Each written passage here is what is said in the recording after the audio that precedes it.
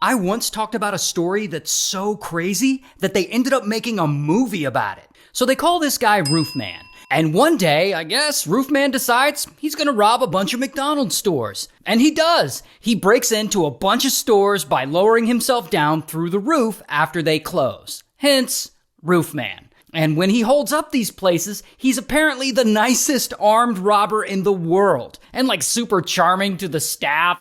Anyway, so Roofman does this over and over and over again, and he ends up robbing 45 McDonald's stores. And he eventually gets caught, and he's sentenced to 25 years in prison. However, he's a smart guy. He's not going to stay locked up for long, so he comes up with an elaborate plan to bust out.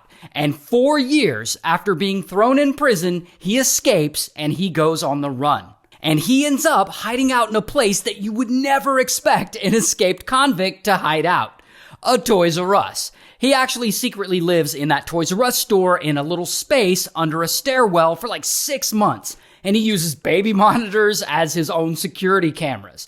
Okay, I don't want to give anything more away because if breaking out of prison and going undetected, living in a Toys R Us for 6 months isn't crazy enough, the story actually gets way wilder. Now, if this all sounds remotely familiar to you, that's because I made a video about it last summer in 2024 where I told you the unbelievable true story about Roofman. And now, a year later, they have legit made a whole movie about it, starring Channing Tatum and also Kirsten Dunst and Peter Dinklage, Lakeith Stanfield, and Juno Temple is in it too. And a bunch of people from the real story make cameos in the movie as well. And so the movie is called Roofman, and it's playing in theaters October 10th.